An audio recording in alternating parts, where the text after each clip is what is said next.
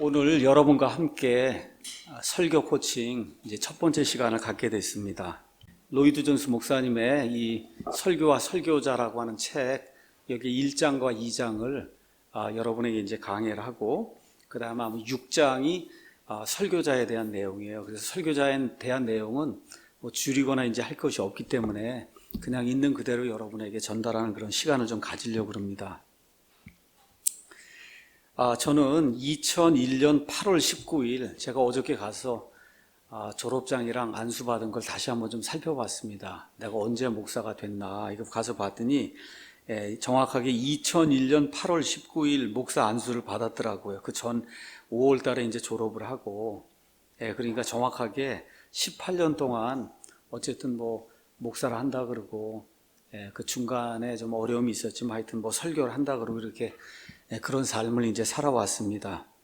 교회는 목사 안수 받고 곧바로 2001년 9월부터 승리하려고 승리침례교회를 이제 시작을 했는데, 그때 첫 번째 그 설교했던 거를 생각을 하면 얼굴이 뜨끈뜨끈하죠. 1시간 반을 했는데 뭘 얘기했는지도 모르겠더라고요.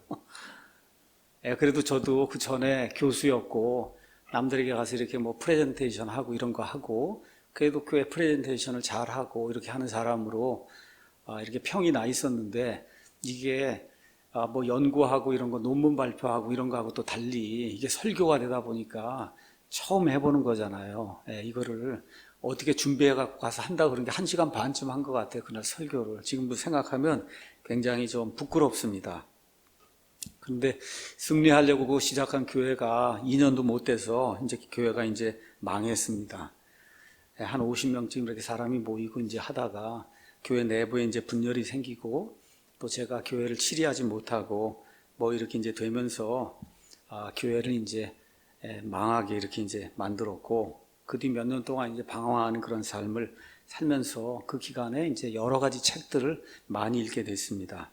그리고 나서 그러니까 2003년 한 뭐 8월쯤에 이제 망하고, 그러고 난 뒤에 한 6년쯤 지나서 2009년에 이제 교회를 송내 역 바로 옆에 조그만 그런 건물을 얻어서 아마 8명, 9명, 애들 몇 명 합쳐갖고 하여튼 8명, 9명 이렇게 해서 이제 교회를 다시 이제 시작을 했고, 이게 지금 11년 이렇게 지나면서 예배당도 이제 짓고, 그래도 한 1000명 이상 들어가고, 한 번에 다 예배 드릴 수 있는 사람이 한 1500명 이렇게 들어올 수 있는 이런 빌딩도 이제 우리가 짓고, 이런 가운데 우리 교회 이제 유튜브도 이제 구독자가 이제 많이 늘어나고, 이렇게 되면서 전국적으로 또 전 세계적으로 많은 사람들이 어쨌든 설교를 듣는 이와 같은 그 상황이 돼서, 이제 설교에 대해서 이제 조금 그래도 남한테 조금 이야기해도 될 수 있는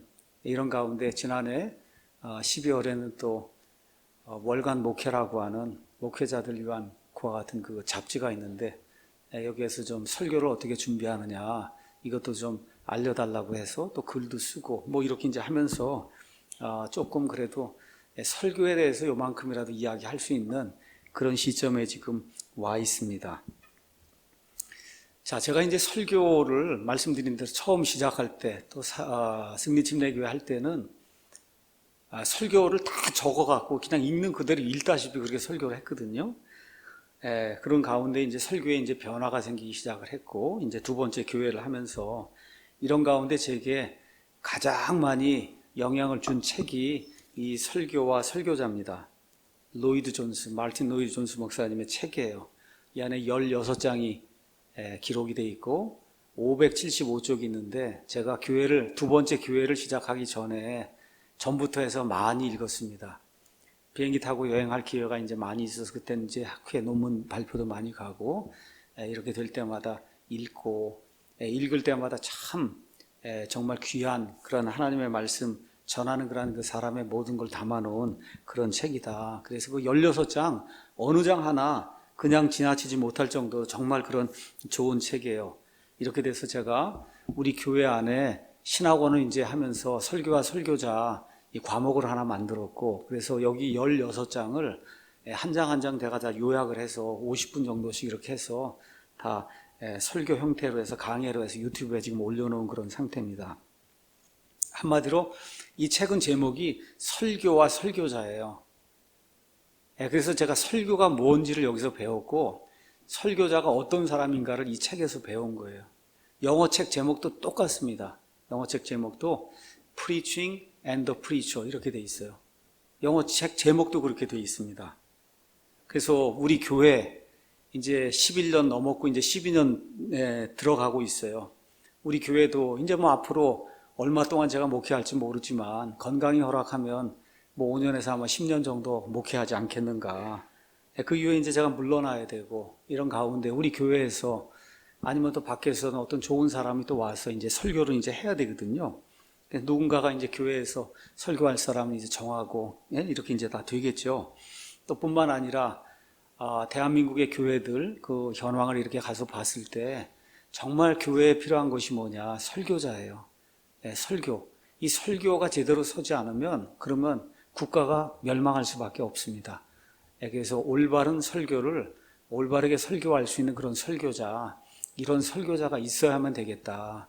이런 생각을 하고 마음속에 한번 어떻게 이렇게 코칭을 하든지 이렇게 좀 해야 되겠다. 이런 생각을 하고 그래서 마음을 먹고 있던 중에 이번 여름에 좀 한번 해야 되지 않겠느냐. 이와 같은 그 부탁들이 있고 또 이렇게 이제 해서 이번에 또 마침 설교와 설교자 과목도 이제 진행이 되고 있고 그래서 이 설교 코칭을 한 2달이고 이렇게 거쳐서 해야 되겠다. 그래서 오늘은 로이드 존스 목사님 설교와 설교자 이거 2개를 요약하고 앞으로 한 2시간이든 뭐 4시간이든 여기에는 나는 어떻게 설교를 준비하는지 실제로 여러분에게 보여주는 그런 시간을 갖고 또 한 12명 정도가 나와서 실제로 30분씩 설교를 하고 그럼 설교하기 전에 제가 이렇게 점수표를 다 이렇게 만들어 드릴 거예요. 그러면 이런 거에 점수를 줘서 그래서 여러분이 한번 점수를 한번 객관적으로 매겨봐라. 그럼 그걸 다 모아가지고 내가 이제 총평을 하고 이렇게 해서 주면은 아마 한두 사람이 준 게 아니라 10명, 20명이 이렇게 주고 보고 줬으면은 그럼 아마 정확할 거예요. 그 사람에 대한 그 설교 평가가 이렇게 되면은 그거를 좀 고치려고 이렇게 노력을 해야 되거든요. 그래서 이제 이런 것들을 하면서 조금이라도 좀 좋은 설교자가 나왔으면 좋겠다는 이런 바람을 가지고 오늘 이런 프로그램을 이제 하게 됐습니다. 자, 그러면 설교의 필요성과 유일성에 대해서 로이드 존스 목사님의 책 1장, 2장을 이제 제가 좀 요약을 해서 여러분에게 말씀을 드리겠습니다. 먼저 처음에 가서 보시면은 로이드 존스 목사님이 이런 말씀을 하죠. 왜 설교에 대해서 강의를 해야 되냐? 왜 도대체 설교에 대해서 강의를 해야 되냐? 로이드 존스 목사님은 어제 가서 이제 위키백과를 이제 찾아봤더니 1899년생입니다. 1899년에 태어나서 1981년에 돌아갔으니까 82년 사셨어요. 82년. 아마 자타가 공인하는 20세기 최고의 설교자 중에 한 사람이 말틴 로이드 존스 목사님입니다. 그래서 이 로이드 존스 목사가 뭐라고 이야기하느냐? 왜 내가 설교에 대해서 강의를 해야 되느냐? 설교는 나의 평생 사역이었다는 거예요. 40년 동안 로이드 존스 목사님이 설교를 했으니까 그래도 이제 은퇴하는 그런 시점에 설교에 대해서 그래도 조금 이야기할 수 있지 않겠느냐 이런 생각을 가지고 이 설교에 대해서 강의를 한다. 많은 부족함도 있고 실수도 많고 이런 가운데 연구와 토론도 많이 했고 그래서 40년간 설교를 했으니 이제 은퇴를 하면서 사람들이 설교에 대해서 한번 좀 요약을 해주시면 어떻겠느냐 이러니까 40년 동안 한 거를 그래도 한번 요약을 해야 되겠다 이런 생각을 가지고 그리고 이제 이 강의 초청을 받고 그리고 강의에 임하게 됐다. 여러분이 잘 아시는 것처럼 로이드 존스 목사님은 의사입니다. 그래서 만 26살에 영국 왕립의학협회에서 의학 박사 학위를 받았어요. 의사예요. 의사. 그리고 이분은 출신 배경이 칼빈주의 감리교입니다. 감리교는 알미니안주의인데 이분은 어떻게 감리교 중에서도 칼빈주의를 하는 그와 같은 감리교 또 회중교회 출신입니다. 그래서 1925년부터 2년 동안 의사 생활, 의사 수련 이제 받는 가운데 목사의 소명에 대해서 많은 고민하고 회의를 하다가 만 28살 되는 1927년부터 이제 목회 사역을 시작을 해서 처음에 11년 반 동안은 남웨일스 교회에 이제 목사를 했어요. 여러분이 아시는지 모르겠지만 로이드 존스 목사님은 정규 신학이라는 걸 해보지 않은 사람입니다. 신학교를 안 다니고 목사를 했는데 20세기 최고의 설계자 중에 한 사람이다. 이렇게 이제 불릴 정도로 이렇게 두뇌가 명석하고 그 다음에 말씀을 논리적으로 조직적으로 이렇게 잘 전한 그런 분입니다. 그 다음에 이제 1939년부터 1961년까지 영국 런던에 가면 웨스트민스터 교회가 있어요. 유명한 그런 교회가 있습니다. 그 교회에 그 당시에 영국의 또 대설교자 중에 한 사람 캠벨 모르간이라는 사람이 있었어요. 그 캠벨 모르간과 함께 공동사역을 하다가 캠벨 모르간이 1943년에 은퇴를 했습니다. 그래서 홀로 22년 동안 이제 목회를 하게 됐어요. 그 이후에도 웨스트민스터 거기에서 이제 8년 동안 있으면서 30년 동안 설교를 했습니다. 자, 그러니까 남웨일즈에서 11년 반, 그 다음에 영국 런던에서 30년, 이렇게 되니까 40년, 41년 반 정도를 목회를 했잖아요. 자, 이런 가운데 1968년에 웨스트민스터에서 이제 은퇴를 하고, 그런 가운데 지금부터 정확하게 50년 전인 1969년 미국의 필라델피아 쪽에 가면은, 그러면 웨스트민스터, 여러분 신학교라고 들어보셨죠? 장로교회에서 가장 유명한 신학교 중에 하나가 웨스트민스터 신학대학입니다. 그 신학대학에서 이분을 초청을 했어요. 그 초청을 해서 설교에 대해서 강의를 해달라.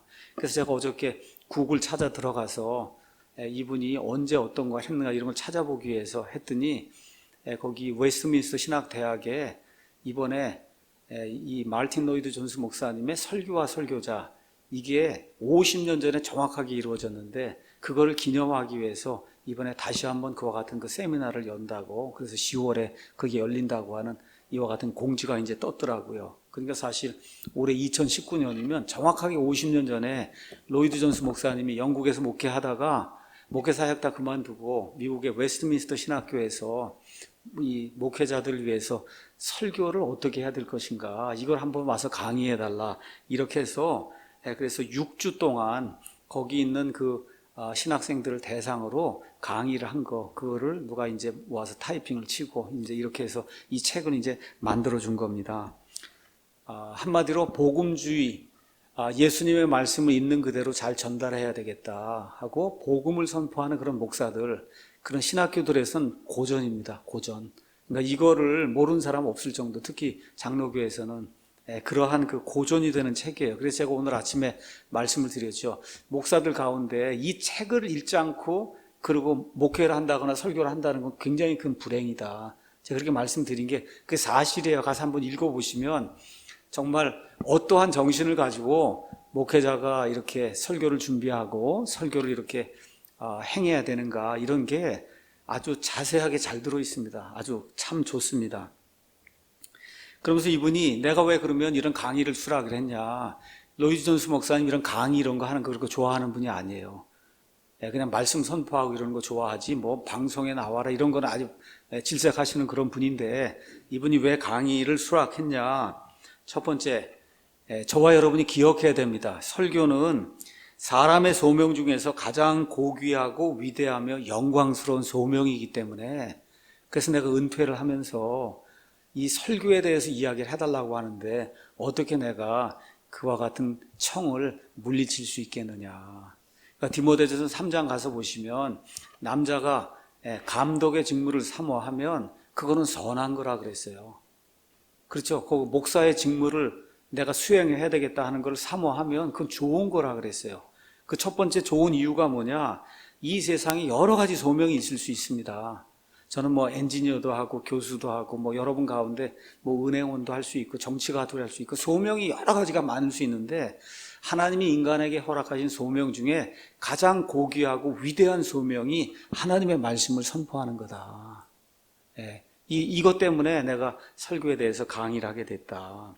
두 번째 이유는 뭐냐, 현 시대 기독교에서 가장 크게 요구되는 것이 뭐냐, 좋은 설교와 좋은 설교자다. 근데 그것이 부족하기 때문에 내가 40년 동안 목회하고 설교하면서 이렇게 집약을 해서 모아놓은 그거 조금이라도 도움이 되면 좋겠다는 그런 심정으로 내가 강의를 한다. 그 다음에 이제 세 번째 이유는 온 세상이 지금 필요로 하는 게 뭐냐. 뭐예요? 설교라는 거예요. 설교. 왜 설교가 필요하냐. 그 이제 좀 이따 이제 설교를 해야 되는 그 이유가 이제 되는 겁니다. 왜 설교를 필요로 하냐. 인간이 가지고 있는 여러 가지 문제가 많아요. 여러 가지 문제. 근데 그 여러 가지 문제 중에 주된 문제가 있고 그 다음에 딸려오는 부속된 문제가 있다는 거예요. 인간의 주된 문제가 뭐냐? 하나님 앞에서 죄를 지어 하나님의 진노의 심판 아래 놓이게 됐다는 거. 이 문제를 해결하는 것이 가장 중요하다, 인간에게. 그 외에 나머지는 부차적인 거라는 거예요. 그 문제는 설교를 통해서만 가능하다는 거예요. 설교를 통해서만. 그렇기 때문에 이와 같은 제의가 왔을 때 내가 수락을 했다. 그 다음에 이제 설교하고 성경 공부가 차이가 있다는 걸 기억을 해야 됩니다. 우리 말로 설교라고 표현했는데 영어로는 preaching이라는 말을 사용했어요. 그 다음에 가르치는 건 teaching이라는 말을 사용해요. 많은 목사들이 지금 실패하고 있는 게 preaching과 teaching을 구분하지 못하기 때문에 그래요. preaching은 여기 하나님의 권능을 가지고 하나님의 이름으로 일방적으로 선포를 하는 거예요. 듣든지 아니 듣든지 선포하는 거예요. 이 가운데 성령님께서 임하셔서 성령님의 감동이 이 가운데 생기는 거, 그걸 믿어야 되는 겁니다. 티칭은 주고받는 거예요. 여기서 물어보면 내가 대답하고, 뭐 물어보면 대답하고, 이렇게 하는 걸로도 물론 하나님이 역사하시지만 성령님이 권능 있게 역사하시는 그 유일한 방법은 하나님의 사람이 말씀을 잘 준비해서 하나님의 권능을 가지고 예수 그리스도의 이름으로 이 강단에서 말씀을 선포할 때 하나님의 영의 강력한 뛰어나심이 이 자리에 임할 수 있다는 거예요. 이게 오직 설교를 통해서만 가능하다. 그렇기 때문에 이런 것들을 가르칠 필요가 있다. 그래서 프리칭과 티칭을 그래서 여러분이 이렇게 구분을 해야 된다는 거예요. 그렇기 때문에 제가 아까 말씀드린 대로 성경 찾아서 읽자 그러고 자 찾으셨습니까? 같이 읽겠습니다. 시작 이건 안 된다는 거예요. 이게 그건 일방적인 선포가 아니에요. 들고 와서 선포를 해야 되는 겁니다. 자, 그럼 지금 우리가 살고 있는 20세기, 21세기 이 시대에는 어떤 문제가 있냐? 많은 사람들이 심지어 어떠한 질문을 하냐? 설교가 정말 필요로 합니까? 정말 설교라는 게 필요한 겁니까? 이런 질문을 한다는 거예요. 이런 질문 자체가 뭐를 드러내주고 있냐? 교회가 심각하게 타락했다. 정말 교회의 상태가 지금 위험한 상태구나. 교회가 중병을 앓고 있구나. 설교가 왜 필요합니까? 라고 이야기를 할 정도가 됐다고 하는 거는 교회가 병들어 지금 죽게 됐다는 겁니다. 자, 이러다 보니 어떤 일이 생기냐? 설교는 둘째치고 교회가 왜 필요하냐? 이런 얘기도 한다는 거예요. 교회가 왜 필요하냐? 그렇죠? 지금 시대가 이런 시대라는 겁니다. 왜 이런 일이 생기는가?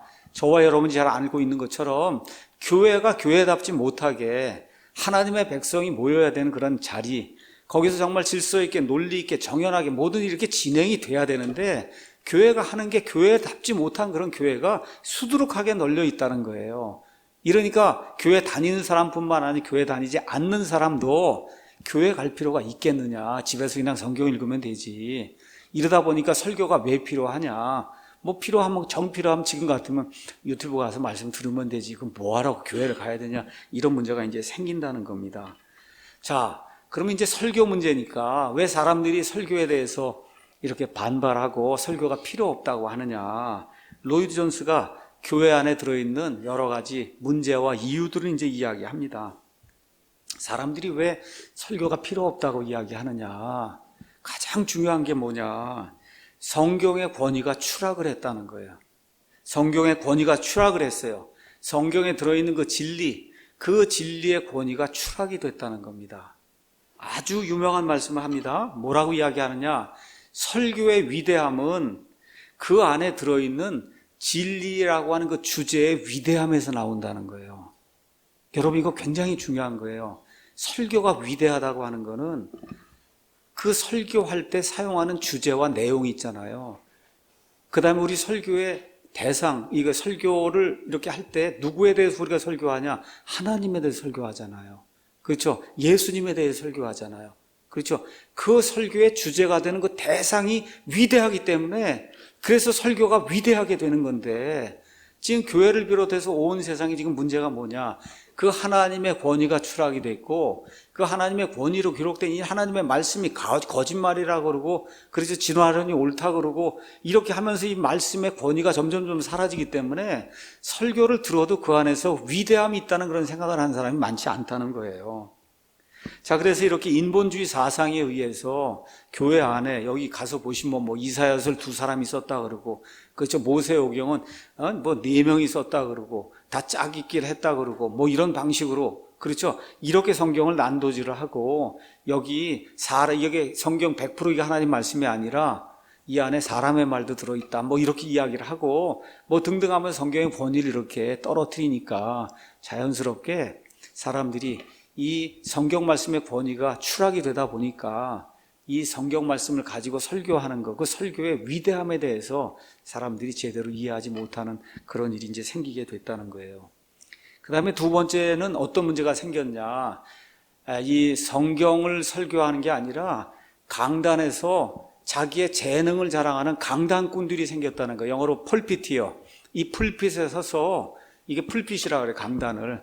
여기 서서 자기 자랑하고 오락하고 농담하고 코미디하는 그런 사람들이 등장을 해서 그 사람들한테로 사람들이 몰려가기 시작했다는 거예요. 그러니까 설교자가 아니고 프리처가 아니라 풀핏이요. 여기 서서 무언가 장난하고 이렇게 하면서 무슨 오순절 은사운동 한다고 그러고 금리빨 뭐 만들어준다고 그러고 뭐 금가루가 떨어진다고 그러고 그렇죠?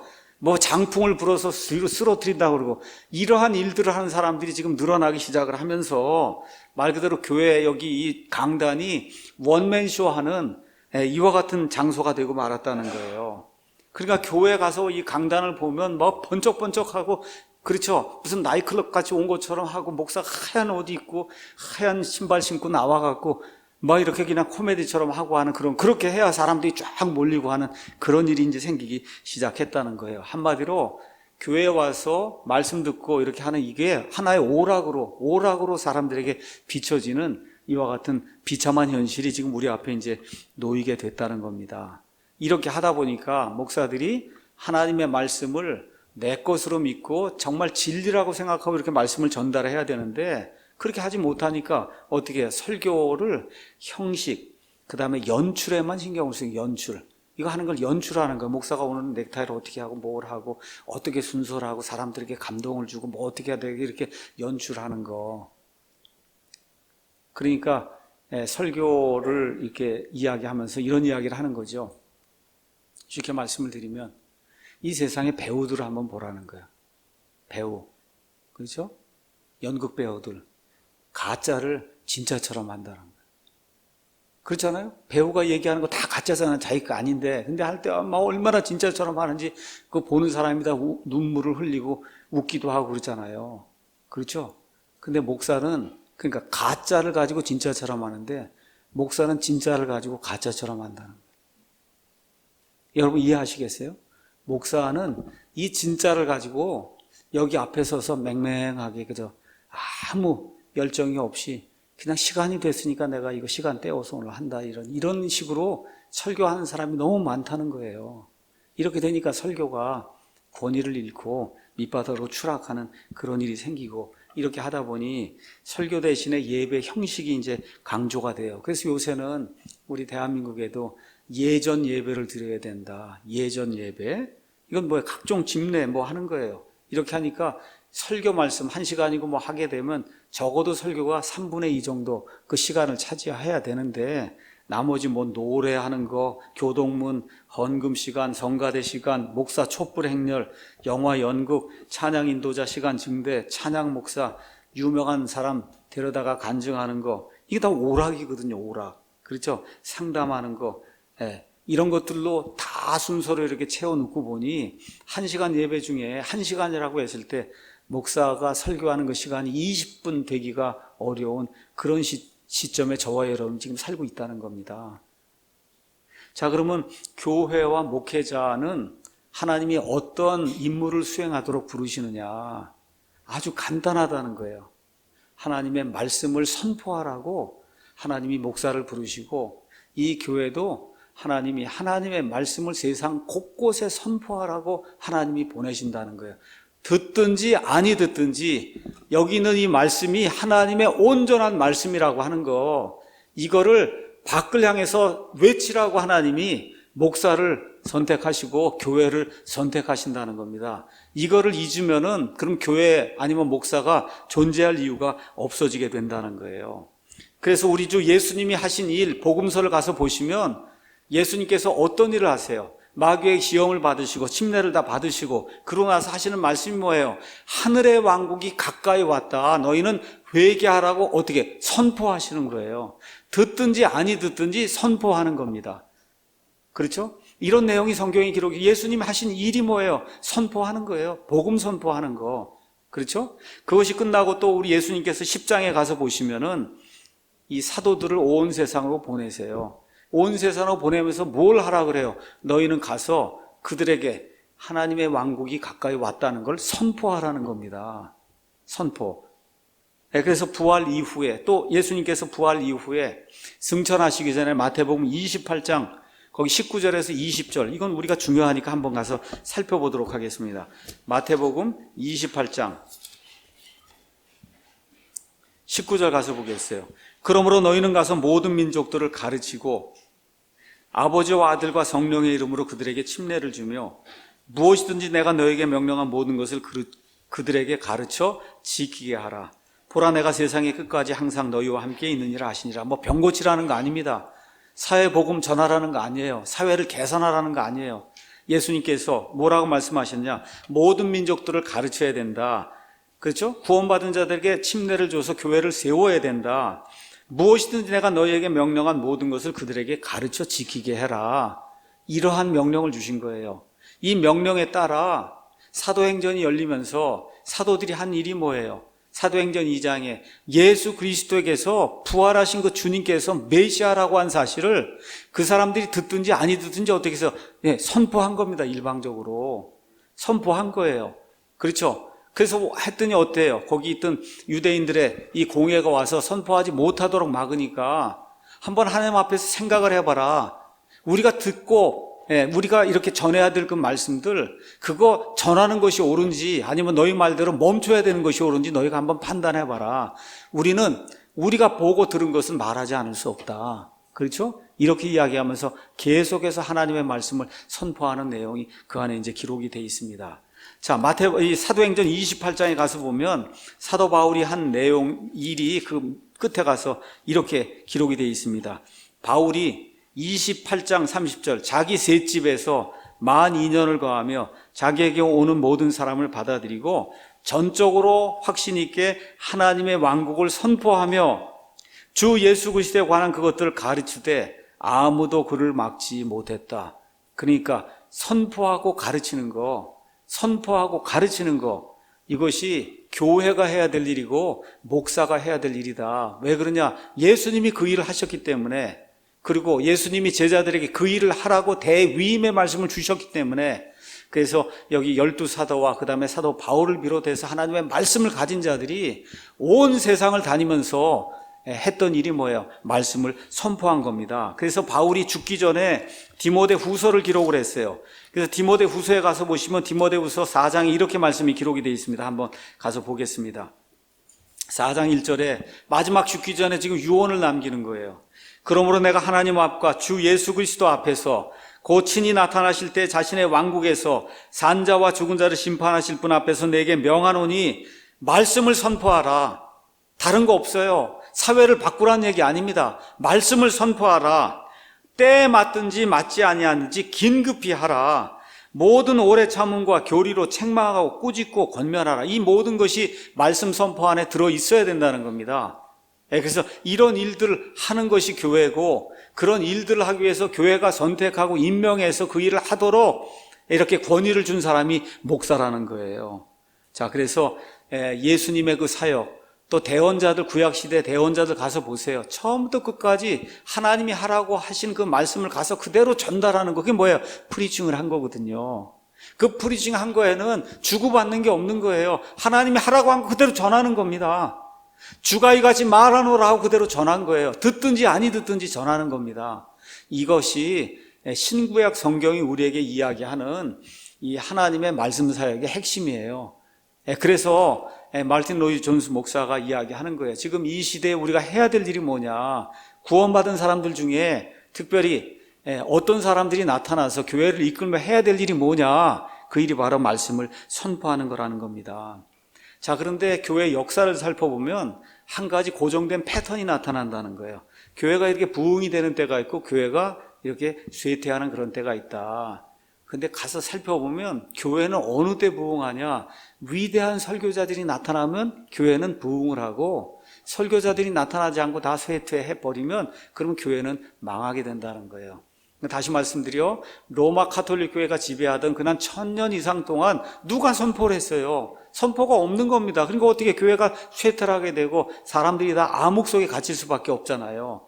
이런 가운데 1517년에 마르틴 루터라고 한 사람에 의해서 종교개혁이 일어나며 드디어 어떤 일이 생긴 거예요? 설교의 부흥이 일어난 거예요.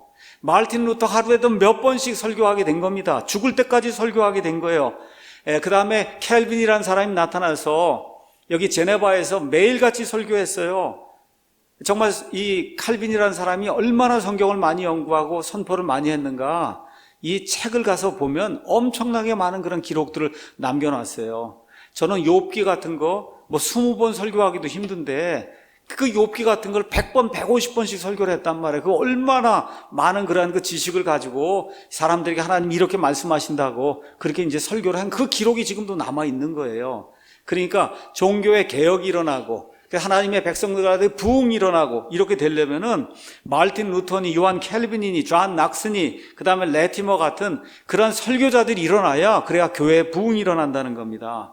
이런 가운데 17세기 미국에는 조나단 에드워즈라는 사람이 나타났고, 그 다음에 위필드라고 한 사람이 나타났고, 또 유명한 웨슬리가 이제 나타나게 된 거예요. 이 세 사람이 미국의 대각성을 일으키게 됐잖아요. 또 영국의 대단한 그런 부흥을 일으키고 감리교의 시초가 되는 그런 일들이 이러한 사람들을 통해 일어나는데, 이 위필드가 가서 이렇게 설교를 하면 그러면 이 천둥이 치는 듯한 그런 소리가 들렸다고 할 정도로 설교를 잘했다는 거예요.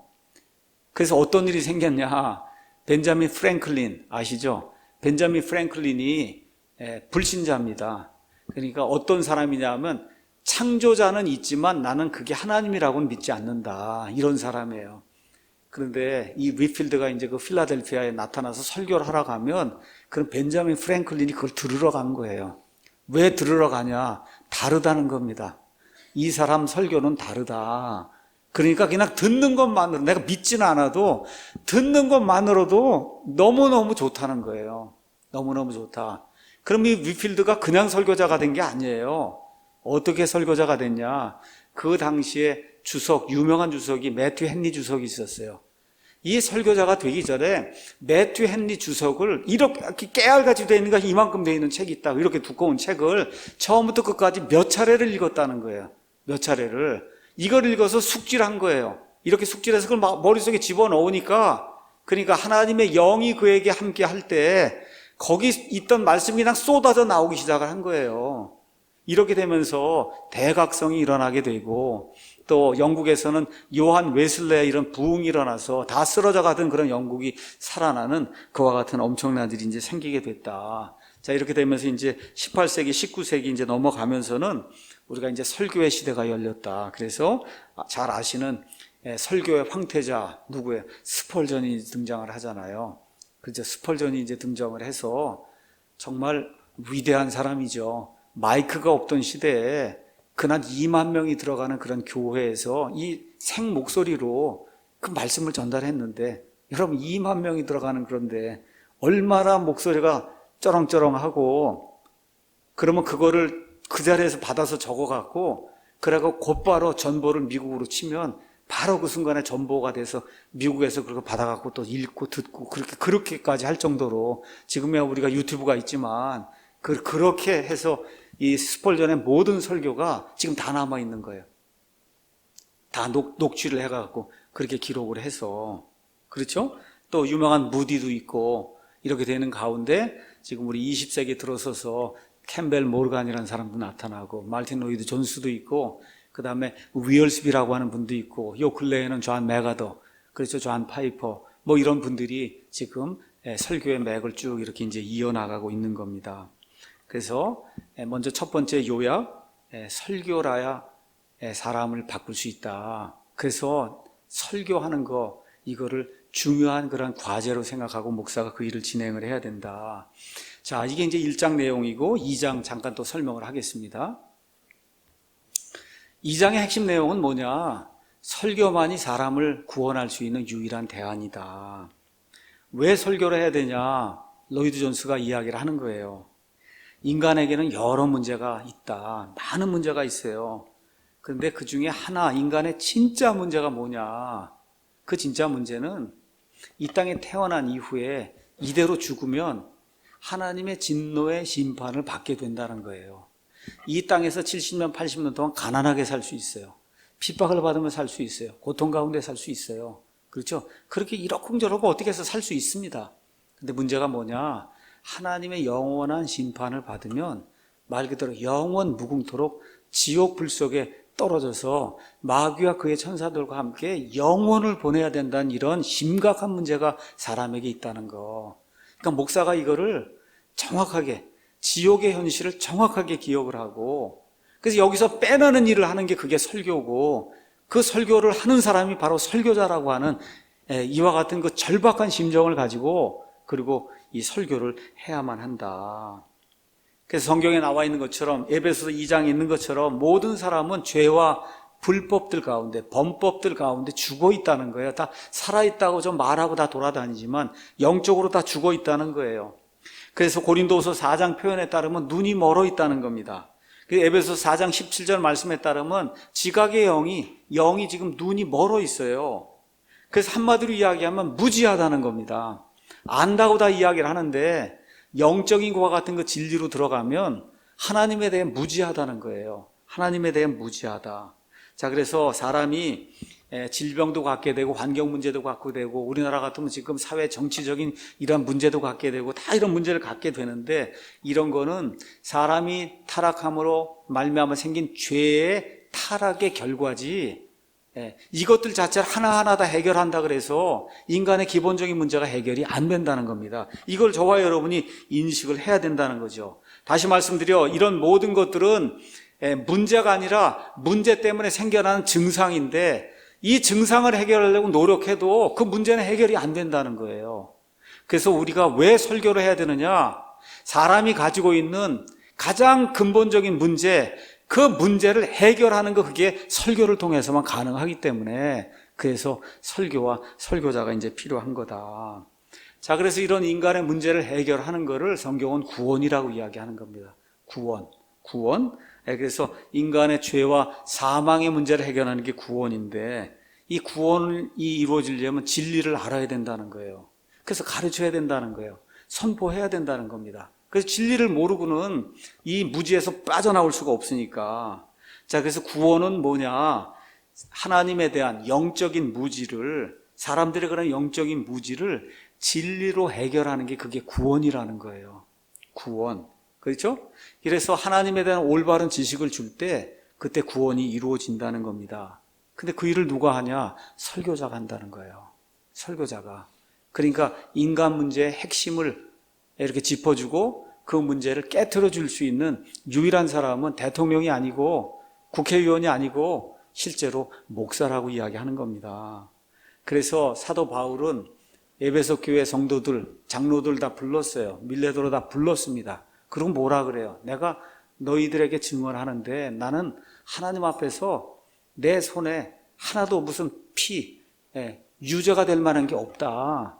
왜 그러냐? 하나님의 모든 계획을 하나도 회피하지 않고 너희에게 다 전달했기 때문이다.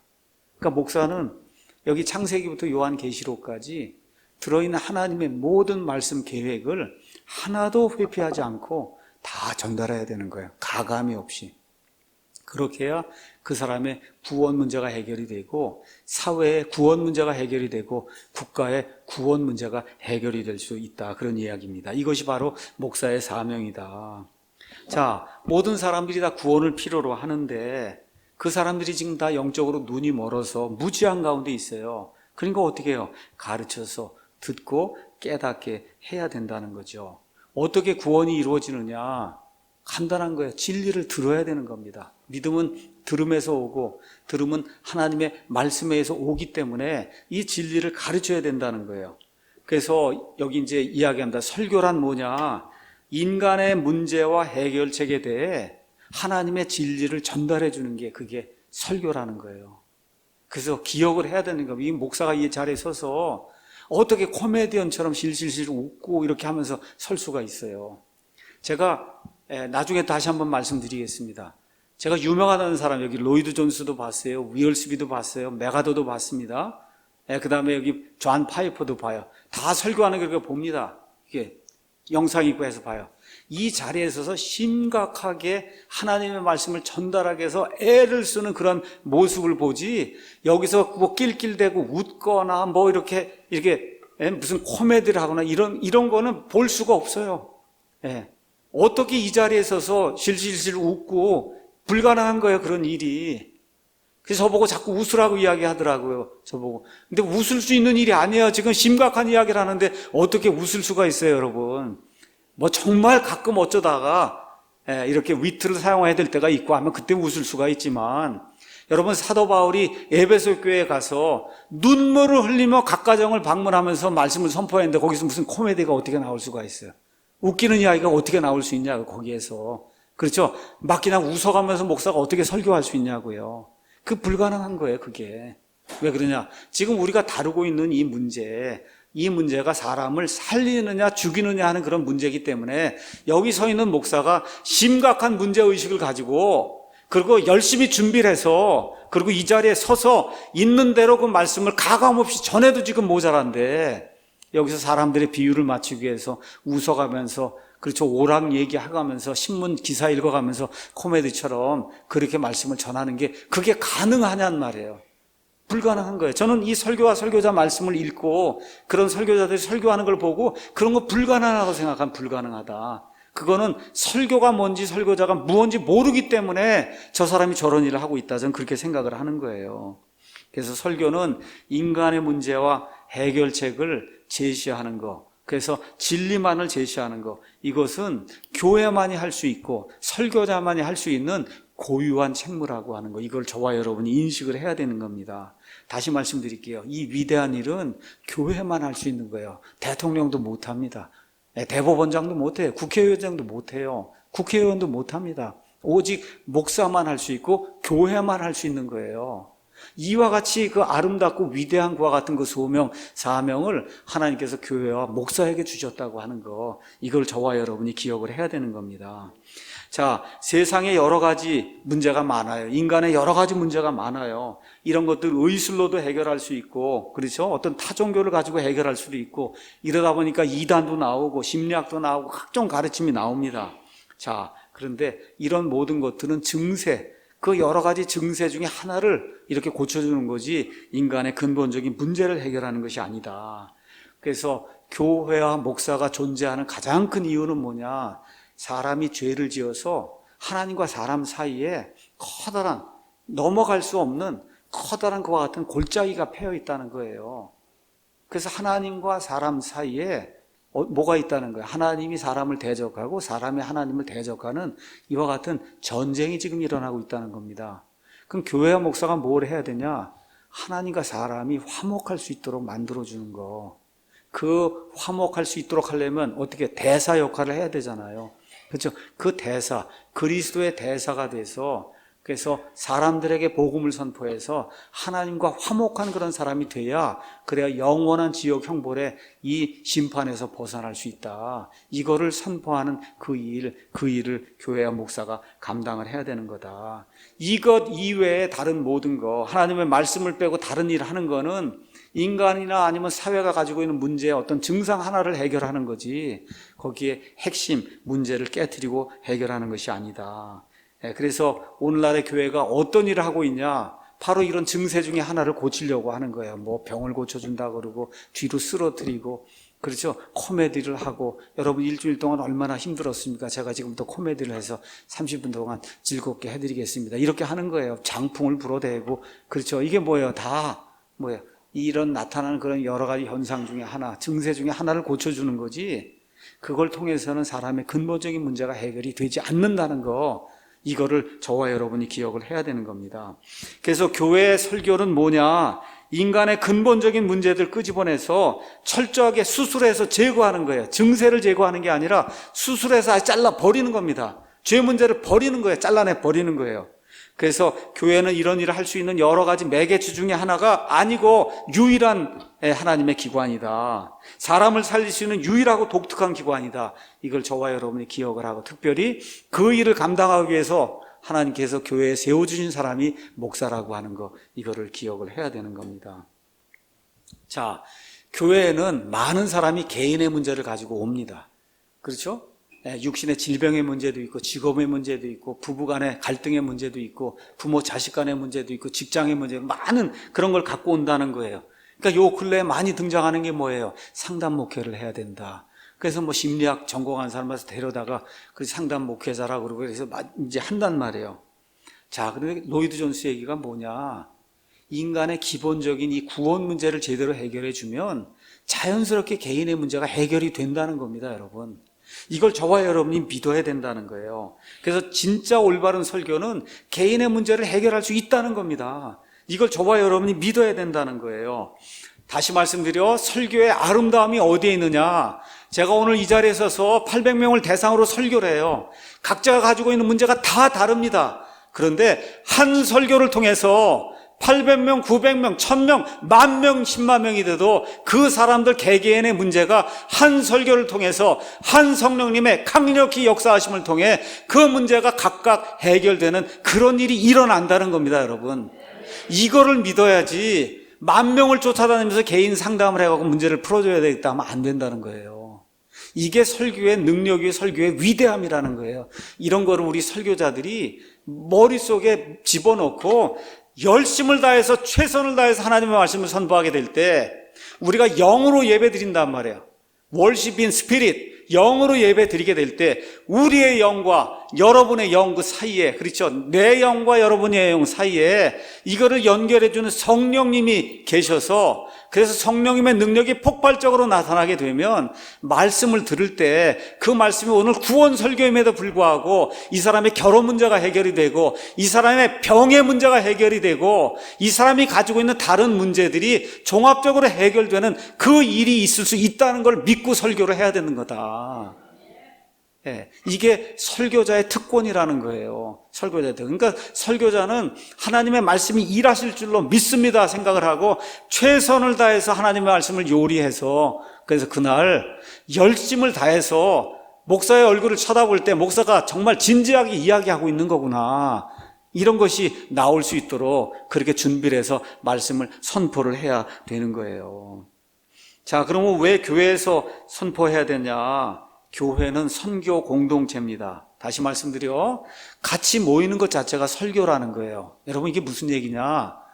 여러분, 믿지 않는 사람들이 여기 와서 교회를 보면, 야, 이 사람들은 놀러 가지 않고 도대체 왜 여기 모여 있느냐 하고 그것 자체로 감동을 받는다는 거, 그게 설교라는 거예요.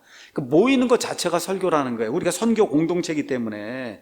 그래서 믿는 이들이 교회에 오면 의아하게 생각하는 일이 생겨야 된다는 거예요. 사람들도 단정하고 말씀을 선포하는 목사도 열성을 다해서 정말 천국과 지옥과 구원에 대해서, 사람이 살아가야 될 그런 길에 대해서 열심히 선포하는 게 보여야 되고, 아니 그런데 보니까 어떻게 이렇게 많은 사람들이 이 많은 시간을 버려가면서 여기에 모여 있을까, 이런 게 보여야 된다는 거예요. 그런 가운데 이 안에 예수님의 영이 우리와 함께 하게 되면, 그러면 그리스도께서 함께 하시는 그와 같은 모임, 이것 자체가 세상에 어떤 사람도 느껴볼 수 없는 신비라는 겁니다. 신비. 그렇죠? 그래서 여기 책을 읽어보면 어떤 강신술사 영매 이야기가 이제 나오는 거예요. 예배를 드리러 이제 갔는데 자기가 강신술하고 영매 노릇하고 하던데 그 지저분하던 그런 환경하고 달리 그냥 교회에 이렇게 들어갔더니 그냥 교회가 영적으로 모든 게 그냥 너무 깨끗하게 이렇게 느껴지더라는 거예요. 이게 느껴져야 되는 겁니다, 여러분. 이 교회가. 그게 사람들이 모여있는 교회가, 그거 자체가 설교라는 거예요, 설교. 그래서 이때 무엇이 이루어지느냐? 성령님이 우리와 함께 하신다고 하는 거를 외부 사람이 봐도, 야, 정말 여긴 뭔가 특별한 것이 있구나. 그렇죠? 이런 가운데 목사의 설교가 진심으로 외쳐지게 될 때 그때 어떤 일이 생기냐? 성령님의 파워가 이 교회에 임하게 되는 거예요. 그러니까 설교의 능력은 어디에서 오느냐? 열심히 하나님의 말씀을 그대로 믿고 목사가 최선을 다해 설교를 하고 듣는 사람들이 거기서 눈을 똑바로 뜨고 열심을 다해서 들게 될 때 우리 안에 성령님의 파워가 드러나게 되면 바로 그 순간에 하나님의 능력이 임하게 된다는 거예요. 이렇게 돼서 사람의 삶이 변하게 되고 사람의 문제가 해결이 되고 그래서 교회가 흥황하고 발전하는 그런 일이 생기게 되는 거다. 근데 그 일은 뭘 통해서만 가능하냐? 일방적으로 설교하는 걸 통해서만 가능하다는 거예요. 묻고 대답하고 묻고 대답하는 것이 아니라 이 자리에서 하나님께서 이렇게 말씀하십니다 하고 일방적으로 하나님의 말씀을 선포하게 될 때 이 목사의 진지한 그런 그 선포를 통해서 성령님이 우리와 함께하는 이런 일이 우리 가운데 발생하게 되면 그러면 이 아름답게 사람이 변하는 일이 우리 가운데 생길 수 있으며 이걸 통해서 인간의 문제가 해결이 될 수 있다는 겁니다. 이거를 믿어야 된다는 거예요. 여기까지 하고 5분만 쉬었다가 하겠습니다.